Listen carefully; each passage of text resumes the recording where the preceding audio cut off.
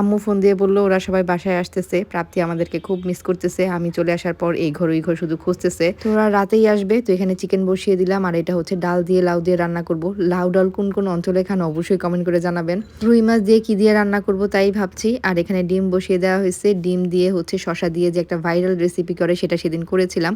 এই সবগুলা দিয়ে হচ্ছে ডিমের সাথে মিক্সড করে খেতে অনেক ভালো লাগে। সেই রেসিপিটা অলরেডি আপনাদের সাথে শেয়ার করা হয়েছে। চিকেন রান্না করার সময় আমি চিকেনের মধ্যে একটা বা দুইটা টমেটো অ্যাড করে দিই টমেটোর সিজনে, তাহলে চিকেনের গ্রেভিটা অনেক ভালো হয়, কালারটা অনেক সুন্দর আসে। রান্না বান্না শেষ করে সে কখন থেকে ওদের জন্য ওয়েট করছি। আমি ভাবলাম যে ওরা আসার পরে পোলাওটা বসাই, গরম গরম খেতে পারবে। পরে দেখি ওরা আস্তে আস্তে অনেক রাত হয়ে যাবে, আমি পোলাওটা বরঞ্চ রেডি করেই টেবিলে দিয়ে রাখবো। পোলাও তো রান্না হতে বেশি সময় লাগে না, এই জন্য দেখা যায় যে বাসায় কেউ আসলে আমি আসার পরে হচ্ছে পোলাওটা বসাই। পোলাওয়ের মধ্যে আমি দুইবার ঘি দেই, একবার হচ্ছে ভাজার সময় আর একবার হচ্ছে নামানোর সময়, তাহলে ঘিয়ের ফ্লেভারটা স্ট্রং আসে।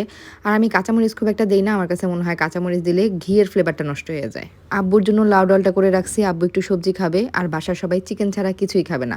রুই মাছটা জাস্ট ফ্রাই করে রেখে দিছি, কারণ আমি জানি রুই মাছ কেউ খাবে না। তো পরদিন হচ্ছে এটা দিয়ে আম্মু কিছু একটা রান্না করে ফেলবে। এরা আসতে আসতে রাত প্রায় 1টা। আমি বলি না আমাদের বাসার সবাই নিশাচর প্রাণী। প্রাপ্তি হচ্ছে রাস্তায় ঘুমিয়ে গিয়েছিল, ঘুম থেকে উঠে দেখে ও ফুপুর বাসায় চলে আসছে।